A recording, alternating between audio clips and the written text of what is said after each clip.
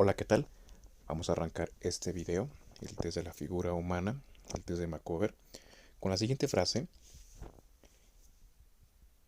la mano expresa en sus movimientos la realidad de lo que pensamos y sentimos en un lenguaje no verbal. ¿Qué significa esto? Y decidí prácticamente compartir esta frase inicialmente para poder en este video hablar en torno a la introducción y cómo el dibujo prácticamente y la expresión misma a través de la consigna que damos en cualquier técnica grafoproyectiva, lápiz, papel, va a ejercer un puente de comunicación entre lo que simbólicamente va a representarse a través de las diferentes pautas que se estén por evaluar, y me refiero precisamente quizá a lo que pueda reflejarnos inmediatamente una cabeza, unas manos, el propio tronco, el tamaño, la ubicación, todo esto que veremos en este test y que representa prácticamente un lenguaje no articulado a través de la expresión verbal, pero sí simbolizado a partir de lo que hemos de proyectar. Y esto prácticamente abre el camino a este video en cuanto a la presentación misma que he preparado para poderte preparar precisamente, va la redundancia, a lo que viene más adelante. Vamos a hablar en este video de las situaciones prácticamente que están presentes, y a manera de introducción prácticamente qué es la expresión gráfica, la hoja de papel, y más adelante obviamente tocaremos esos puntos sobre requisitos o materiales más bien que se necesitan para emplear la prueba. Sin embargo, es importante inicialmente poder dotar de conocimientos, sobre todo eh, teóricos, con respecto a lo que significa precisamente este tipo de, de, de herramienta.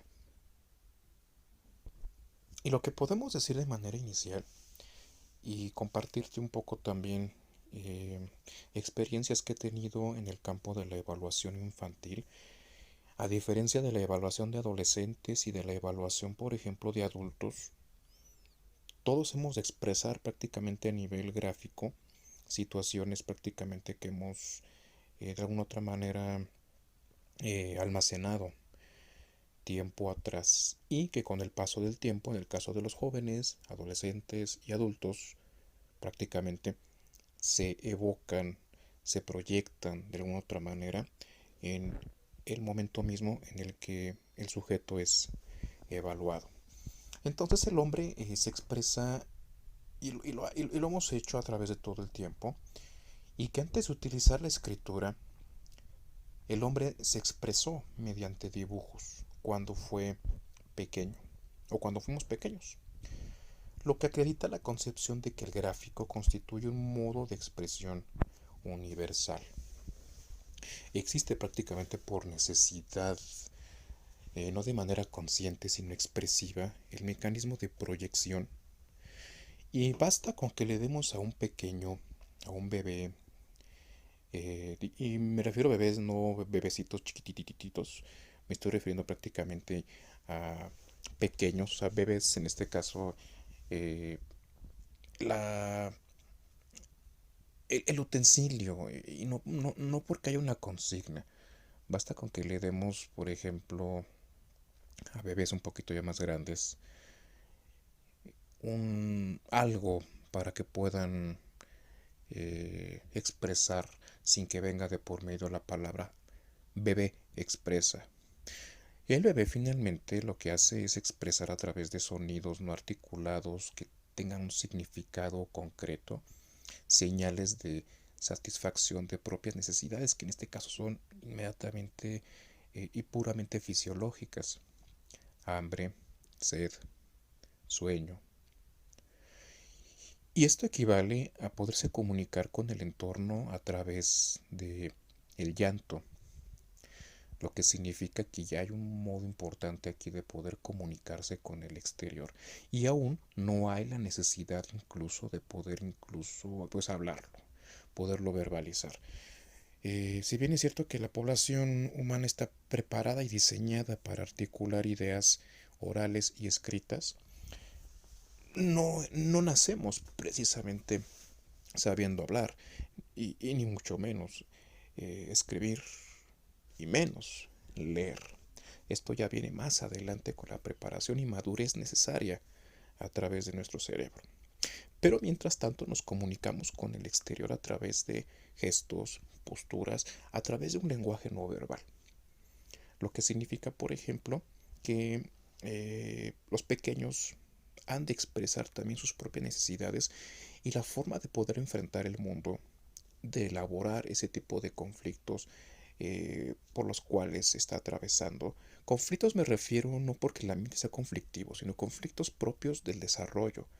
Prácticamente lo amenazante que puede ser incluso el entorno cuando este es muy distinto durante los primeros días y mesecitos de vida, cuando hay una adaptación vida intrauterina versus vida extrauterina, ya forma un conflicto ya inicial de adaptación. Si a esto le agregamos todos los recursos de estímulos que hay en los pequeños, origina obviamente pues enfrentarse a esa realidad y aprender de ellos.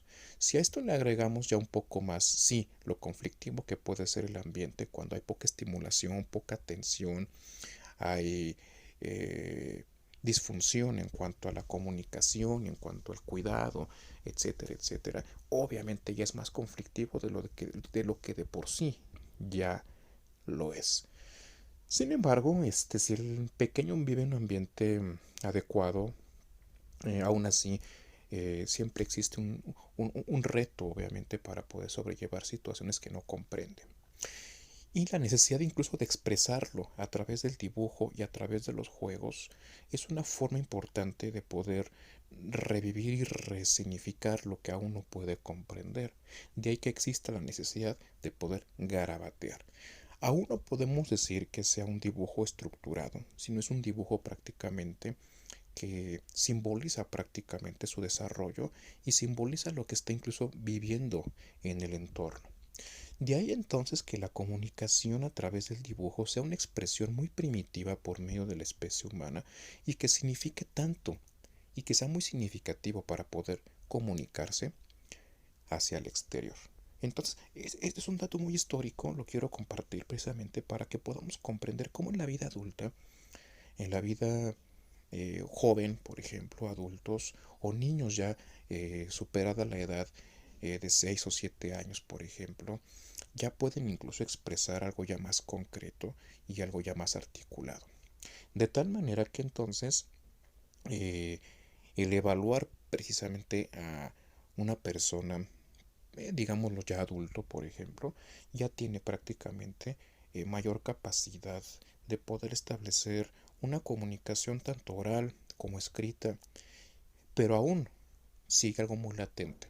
Y es eso que se llama simbolización y, y cómo a través incluso de la proyección misma y a través de la consigna dada se puede dar una, eh, un puente comunicativo entre lo que se encuentra latente en la personalidad a través del inconsciente y cómo pugna por salir cuando diseñamos precisamente pues una evaluación y que ésta ponga de manifiesto eh, características propias de la personalidad y contenidos latentes profundos.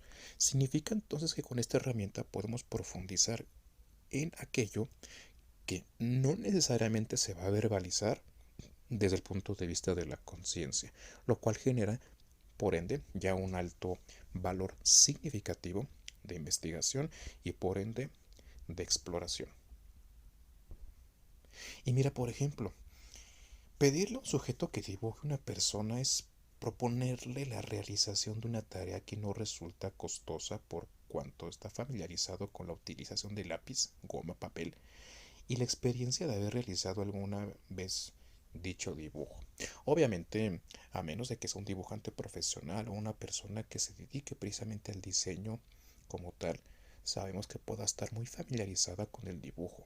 Sin embargo, aún y en esos casos, No se puede incluso decir que pueda manipularse la prueba de tal manera que pueda ya no haber una parte significativa. Ese punto lo trabajaré incluso en otro video más adelante, dentro de este mismo test, pero te adelanto precisamente, se pudiera decir que es universal. Esta herramienta no es prácticamente diseñada únicamente para los que saben o no dibujar, no es un criterio importante. Y a propósito de esto, un poco más adelante también te voy a comentar dentro de la serie de videos que voy a compartir de esta herramienta, que existe por ahí también a veces ciertas resistencias hablando acerca del no saber dibujar, una especie como de autosaboteo o resistencia al mismo cuando aplicamos la prueba, argumentando incapacidad, a veces intelectual, fatiga, falta de creatividad, no sé dibujar. Bueno, todo esto lo vamos a tomar en cuenta porque es precisamente actitud. Y desde ahí empieza el proceso valorativo de esta herramienta prácticamente. Ya desde esos momentos empezamos a determinar qué tanto puede haber cierta, cierta resistencia. Pero bueno, es importante entonces. Eh, es una tarea prácticamente. Inicialmente, cada vez que damos la instrucción dibuja una figura humana, estamos prácticamente proponiendo a la persona realizar una tarea.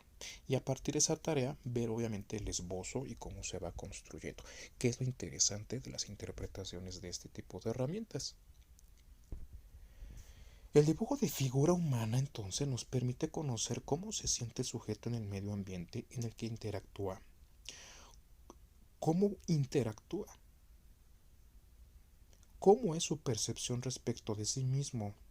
Su esquema corporal, la vivencia que tiene de su propio cuerpo y los conflictos que lo aquejan. Dicho de otra manera, el cuerpo es el modo de presentación de un sujeto al mundo. El cuerpo, por lo tanto, es portador de sentido. Desde el enfoque, obviamente, digamos, normal. ¿A qué me refiero normal? A alguien que no tiene déficit prácticamente en cuestión patológica.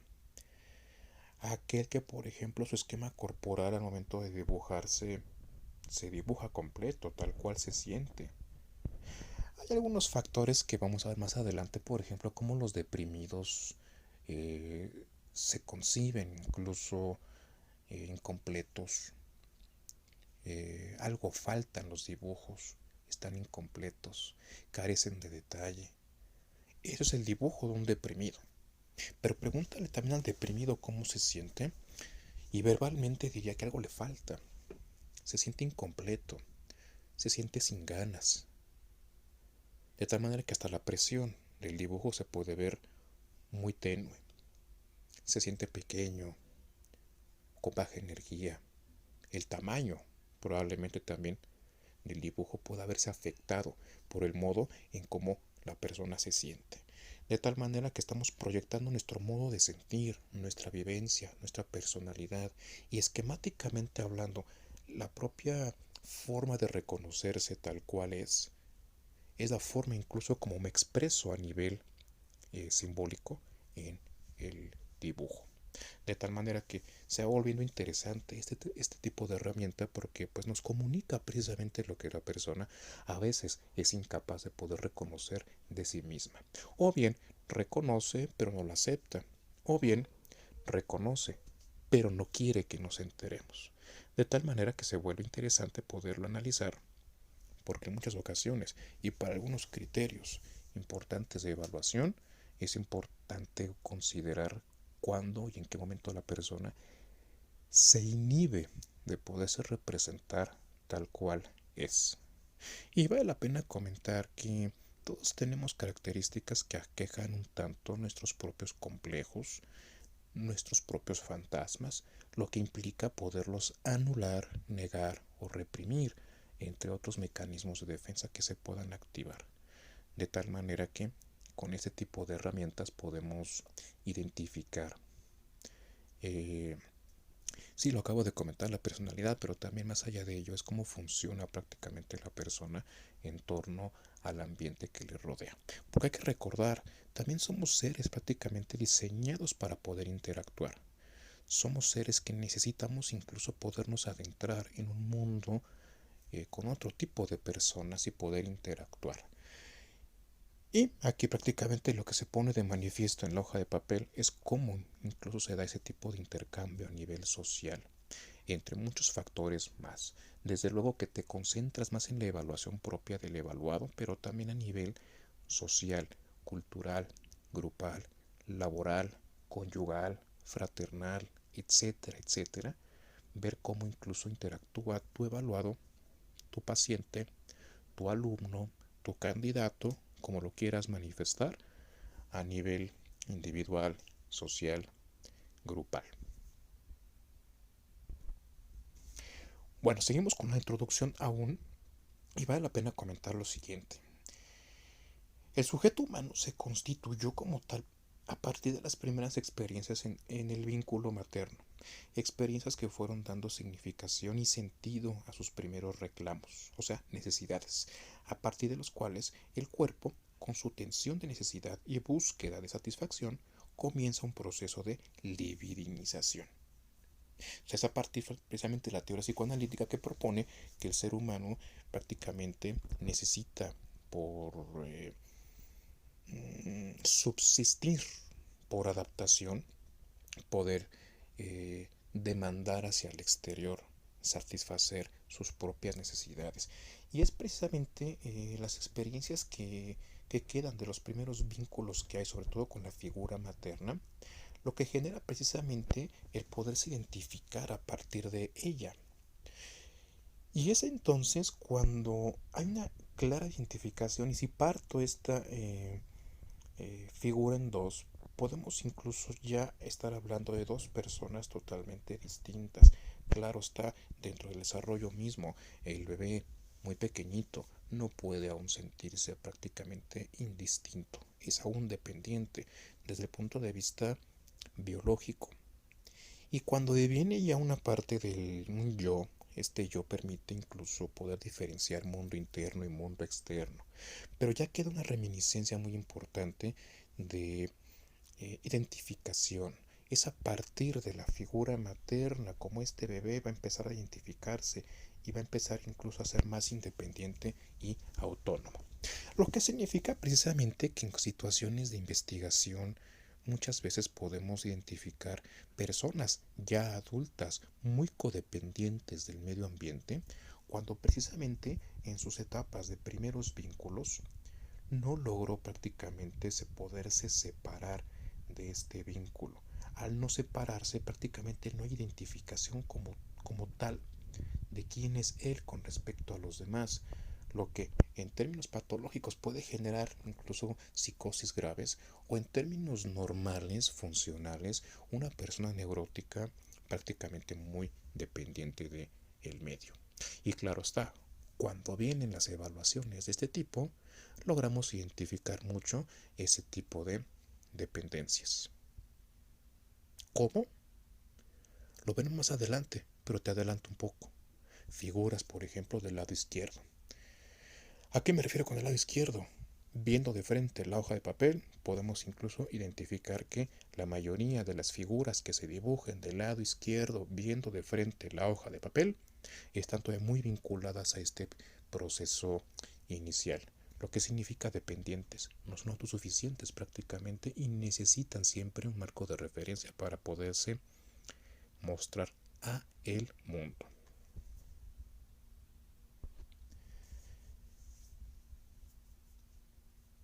Es desde ese momento que comienza a constituirse la representación corporal. Según Lieberman, es un símbolo que integra orgánicamente las diversas vivencias del cuerpo en su intercambio con los objetos a lo largo de la vida.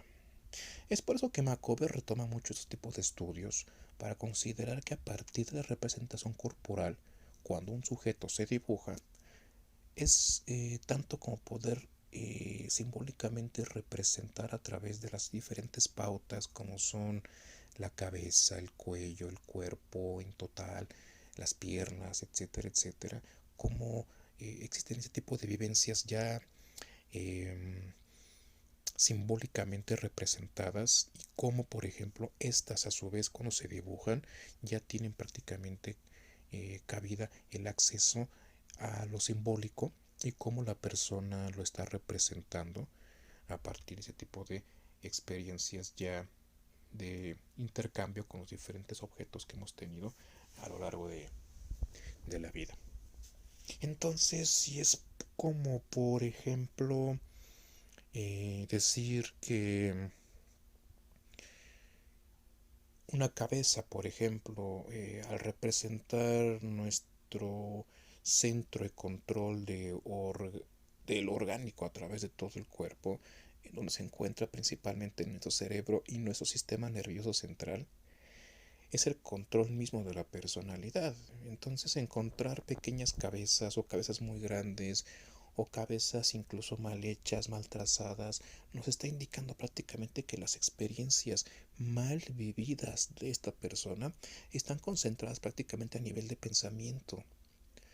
Cuando son los conflictos a nivel de actividad, por ejemplo, ser muy rígido, inmediatamente nos vamos a las extremidades, brazos y piernas muy pegadas al cuerpo, a alguien prácticamente muy poco flexible.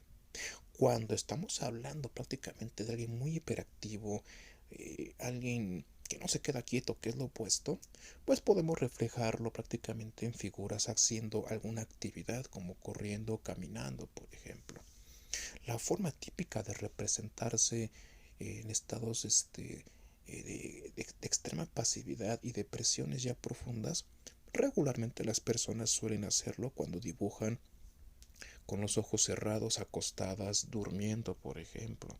Entonces, todo esto es tan importante como para ver cómo la propia figura y corporalmente hablando está representando estados anímicos, y nuestra pericia es precisamente identificar más allá incluso de quién es el evaluado, que en la entrevista te comento también vas a poder profundizarlo y deberías hacerlo de esa manera para que cuando llegue el proceso evaluativo en torno a las técnicas proyectivas, considerando Macover, que es una herramienta que permite identificar a través del cuerpo este tipo de estados anímicos, poder incluso comparar una imagen real que da tu evaluado, tu paciente o tu alumno en tu entrevista, a la imagen que está representándose a nivel simbólico y que tanto puede incluso distorsionarse o verse incluso favorecida en cuestión de objetividad. Aquí prácticamente no hay que considerar que tenga que ser igual, idéntico o todo lo opuesto. Todo va en función del contexto de el cómo se represente la figura. ¿Por qué te comento esto? Me han tocado casos de evaluar en donde veo el dibujo y recuerdo la imagen obviamente física y la presencia del evaluado y es totalmente idéntico. O sea, prácticamente es una fotografía, nada más que a nivel de dibujo. En otros casos, y quizá también te ha tocado, y en caso de que seas estudiante y apenas estemos empezando ese tipo de análisis, es, ni siquiera digo la palabra probable, es casi seguro que te toque evaluar personalidades o personas más bien con personalidades, a como te lo quiero ahora ejemplificar, cuando es totalmente distorsionada la imagen. Ves a la persona físicamente y nada que ver con la figura que se acaba de representar. Totalmente opuesto. Aquí es cuestión de contexto y analizar qué tanto se acerca a la realidad misma el dibujo con respecto al ideal del yo, o contra el no aceptar prácticamente el rol que una persona tiene y qué tanto se distorsiona con la realidad misma. Eso es obviamente lo que necesitamos evaluar y tomar en cuenta además. El sujeto posee entonces una imagen de su cuerpo que vivencia como una unidad y que se manifiesta en el tiempo. Es decir, posee un esquema corporal, el cual permanece a lo largo de la vida desde muy pequeñitos. Es, por lo tanto, considerando la significativa importancia del cuerpo como portador de sentido, que el dibujo de la figura humana nos permite conocer las vivencias, los conflictos y la dinámica psíquica del sujeto que dibuja. Y es a partir, como lo veremos más adelante, cómo desde la cabeza misma hasta los pies, pasando por el cuello, torso, brazos, manos, piernas, juega un papel muy importante de madurez, es decir, de un significado importante en relación a lo que veremos y que se denomina secuencia gráfica organizada. ¿Qué quiere decir esto? Que prácticamente el orden en el que se empieza a esquematizar un dibujo de alguien cuya personalidad es un tanto más organizada en relación a su reconocimiento como tal, va a empezar a dibujar por la cabeza y terminar por los pies. Veremos qué sucede en las secuencias gráficas desorganizadas y a qué obedecen. Mientras tanto, hemos de cerrar prácticamente esta parte introductoria para poder hablar a continuación de generalidades. Veámoslo a continuación.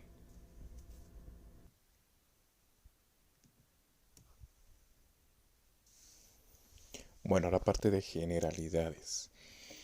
Si pedimos a varios individuos que nos describan un paisaje, imaginando incluso el paisaje que tengan ante sus ojos, supongamos que la persona está frente a una ventana y tenemos 4 personas sentadas en una mesa y les solicitamos que dibujen lo que están incluso observando a simple vista, veremos que es difícil que coincidan en el modo de hacerlo y en el sentido y enfoque de su descripción, aún a pesar de que las 4 o más personas al mismo tiempo están dibujando lo que supuestamente las 4 o más están viendo al mismo tiempo. Es el mismo paisaje en tiempo real. Sin embargo, ¿por qué quiero hacer hincapié de esto en este momento? Porque aunque la instrucción que vamos a dar para aplicar este y cualquier técnica, lápiz, papel, en donde haya que dibujar, y esa instrucción sea para todos, niños, adolescentes y adultos, hemos de considerar que las experiencias pasadas son importantes y determinan la diferencia entre toda la población, independientemente de que a todos se les dé la misma instrucción. En el caso anterior, las 4, 5 o más personas que están percibiendo el mismo paisaje pueden empezar a dibujar en un orden distinto, pueden darle presión diferente, pueden agregar situaciones que no están observando, otros pueden quitar 2 montañas de las 4 que a lo mejor se están viendo en ese paisaje, o sea que hay aditamientos, hay omisiones, puede haber distorsiones, puede haber incluso diferente presión, diferente orden, diferente organización, diferente impresión. Y no es porque los 4, 5 o más sepan o no dibujar. Finalmente, esa es una de las actitudes que vamos a valorar en cuestión de poder incluso mantener cierta resistencia o alejamiento al estímulo que están percibiendo o al que van a dibujar.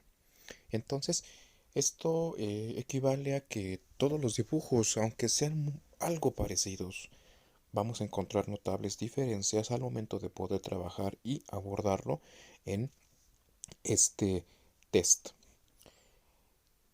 No podemos encontrar similitudes en cuanto a etapas, por ejemplo. Lo que puede dibujar un niño es muy distinto a lo que puede dibujar siendo una figura humana, un adolescente, a lo que puede dibujar un adulto por la etapa. También va a haber diferencias en cuanto al género. De ahí, por ejemplo, que el macover pueda proponernos dibujar una figura del sexo opuesto después de que se generó la primera figura a la cual tendría que vincularse tanto con el rol y el sexo del autor o de la autora quien lo haya dibujado. Y esto finalmente lo vamos a ver precisamente en cuanto a la administración, cómo se aplica, cómo se administra y las diferentes actitudes que se van evaluando, tanto como para decir que la persona puede generar resistencia, puede alegar agotamiento, tanto como para decir que ese tipo de personas se abruman con facilidad antes de poder emprender una tarea nueva. Aquel que predomina mucho las preguntas está dándonos a entender mucho en la justificación, tanto como para ganar tiempo, o aquel que empieza demasiado rápido por la presunción al agobio de prisa y a lo que le está generando el test, que en todo caso van a ser también cierto tipo de resistencias. Y otros casos que también me gustaría irte compartiendo en el siguiente video. Sin embargo, desde aquí estoy comentándote también qué pasa con las actitudes que son muy importantes y valorativas para poderlas pues considerar. Entonces, en cuanto a generalidades, tenemos prácticamente que no se puede percibir el mismo estímulo de la misma manera, de la misma intensidad, porque cada quien tiene vivencias que hacen la gran diferencia entre diferentes personalidades. Esas diferencias precisamente de unos individuos a otros, en el modo de ver un mismo objeto o una serie de ellos, depende entonces de sus vivencias pasadas, de sus motivaciones, del archivo de experiencias, de la cultura, imaginación, de la vocación, del gusto estético y estético que tenga cada uno, de los conflictos, de sus propios fantasmas. Cuando hablo de la palabra fantasma me estoy refiriendo prácticamente de aquello que atormenta a una persona y que prácticamente impide mucho el que esas vivencias o esos estímulos a los que denominamos fantasmas puedan salir hacia el exterior, porque prácticamente se siguen ajustando por parte del yo a poderlos pues almacenar, digamos, eh, en una situación que pueda ser percibida por la misma realidad y que se prácticamente condenan a estar la mayor parte del tiempo eh, disfrazados, reprimidos, sepultados. Sin embargo, estas imágenes prácticamente representativas tienden a ser exteriorizadas al momento en el que aplicamos una prueba de esta índole y cada quien trae prácticamente una forma histórica de poderlo representar. Entonces no vamos a encontrar un dibujo idéntico. Nunca. Cada quien tiene experiencias distintas. Y por ende, pues cada persona proyecta en su propio pensamiento sobre los hechos y por ende las cosas. Y en lo que dice y hace son los recuerdos y las experiencias vividas lo que marca la gran diferencia. Son también sus deseos, sus temores, sus sentimientos de agrado, desagrado, su estado de ánimo alegre o deprimido, la confianza que le ofrece su propio cuerpo o sus diferentes, incluso complejos, su autoimagen, es decir, la imagen que tiene de sí mismo que va a ser prácticamente representada. ¿Te ha sucedido? Y si eres estudiante probablemente y no has aplicado esto y más adelante te va a tocar hacerlo, eh, es muy común prácticamente observar cómo hay eh, diferentes distorsiones, incluso a lo mejor hasta de poder plantear la propia proyección. De ahí, por ejemplo, que si tu evaluado tiene unos 25 años, observas el dibujo y se ve muy infantil. O a la inversa, pequeños que dibujan grandes adultos. Es tanto como querer avanzar en el tiempo o en la etapa actual, 25 años, regresar al pasado. ¿Por qué? Insatisfacción con el tren de vida que actualmente la persona vive. Ir al futuro es una añoranza de insatisfacción del momento actual e ir al pasado es una regresión de encontrar satisfacciones que no estoy encontrando en la vida actual. Entonces, el tren de vida, tanto de ir muy al futuro como de regresar al pasado, nos habla de insatisfacción actual con el modo de, de vivir. Entonces también esta es otra generalidad que también es muy importante considerar, que consideremos que la persona trabaja un rol actual que es adulto, que se deberá de dibujar adulto y termina incluso dibujándose más joven, o un joven que termina dibujándose más viejo, o un niño que termina dibujándose más grande.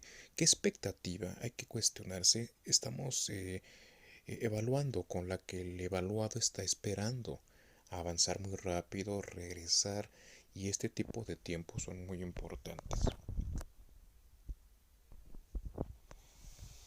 Si pedimos a una persona adulta entonces que dibuje una pareja humana, sin darse cuenta conscientemente, es probable que Al hacerlo, dejé la huella de muchos de sus problemas profundos, de sus vivencias afectivas relacionadas con sus contactos familiares y sociales y con la imagen de su propio cuerpo también. Mm, Te comento, ya estamos incluso por cerrar este video. Hemos trabajado prácticamente ya algo de actitud que en el siguiente video voy a profundizar más. Y antes de ello, la misma administración, o sea, la aplicación, cómo se da la instrucción. Pero desde aquí, yo te adelanto prácticamente para los conocedores de Macover y para los que apenas están iniciando esta tarea prácticamente de conocimiento, son dos figuras las que se tienen que dibujar en distinto tiempo, desde luego. Tiempo me refiero a no de un día para otro tiempo, me refiero a que primero se dibuja una y después se dibuja la otra. De tal manera que vas a utilizar, de acuerdo a lo que voy a comentarte en el siguiente video, dos hojas prácticamente. Sin embargo, vamos a ver cómo se da la propia instrucción, el material, cómo se emplea, en qué momento saco la segunda hoja. La saco inmediatamente y antes de que termine de dibujar el primero, o me espero a que termine de dibujar el primero y después saco la segunda hoja. Eso sería lo más correcto y te lo voy a platicar más a fondo en el siguiente video por qué se da ese tipo de relación. Ahora, ¿por qué te comento esto desde este momento? Porque el siguiente video es muy interesante, es algo que prácticamente también tienes que valorar, porque la interpretación no comienza cuando los dibujos ya están hechos. La interpretación comienza desde el mismo momento en que damos la instrucción. Entonces, eso se llama actitud. Y desde ahí valoramos prácticamente mucho de lo que más adelante, cuando termine el test, hemos de empezar a valorar. Significa que la interpretación sucede antes, durante y después del test. Sí, te voy a comentar también qué sucede después del test, después de que ya se han aplicado las dos figuras. ¿Todavía sigue siendo evaluativa la actitud? Sí, todavía. Y eso te lo voy a compartir en el siguiente video. Mientras tanto, bueno, pues te comento finalmente por eso son dos figuras las que vamos a evaluar, porque representan mucho vivencias afectivas relacionadas con contactos familiares, tanto como para decir cómo es la modalidad de contacto con el sexo opuesto y con el mismo en la actualidad. Y finalmente, he de decir que el test del Macover o test de la pareja humana va a ofrecerte en síntesis y de acuerdo a lo que acabamos de ver en este video, un alto interés valorativo. No ya por su facilidad de aplicación y por su economía de tiempo en la interpretación, sino por la rapidez que puede captarse de sus momentos interpretativos. Cuando los hay y los deterioros de la personalidad, cuando también obviamente están estos presentes. Y si vamos a hablar de deterioros, vamos a hablar en los procesos de evaluativos, en qué momento puede encontrar deterioro, detectarlo de manera pues prácticamente inmediata, es algún filtro muy importante en cuestión de valoración. Bueno, pues este video fue nutrido en cuestión de pues introducción. Cerramos con las generalidades. Hablamos también ya de las actitudes y de la misma administración, o sea, las consigna y la importancia de la misma y qué sucede en la aplicación y qué sucede prácticamente también esa valoración durante la aplicación y después de la aplicación, lo cual obviamente como te lo comenté hace un momento lo voy a profundizar más en el siguiente video. ¿De qué se tratará? Pues prácticamente vamos a hablar de cómo se aplica y las diferentes actitudes valorativas que hay que pues valga la pena, son muy importantes de analizar porque a veces dejamos pasar desapercibido ese proceso cuando inicialmente te está arrojando mucha información simbólica que pues es muy importante de tomarla en cuenta. Aquí lo que sugiero prácticamente es estar cara a cara durante la aplicación. Te comentaré también qué pasa después en el siguiente video con las interpretaciones que se hacen a nivel masivo, quiénes regularmente las hacen, por qué las hacen, qué ventaja tiene, pero también qué desventaja la hay. Esto considerándolo obviamente para aquellos que trabajen la práctica profesional en recursos humanos. Quien lo haga prácticamente en el ambiente clínico o en el ambiente educativo tiene también otras ventajas.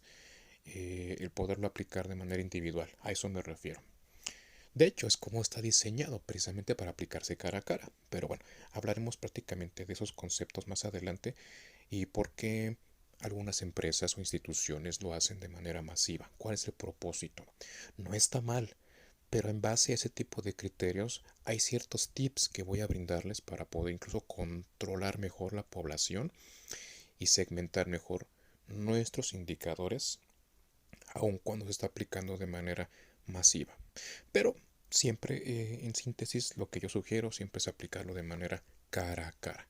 Obtienes más información desde luego y sobre todo encuentras evaluaciones actitudinales que son las que vamos a compartir en el siguiente video, que ya nos observarán a nivel masivo.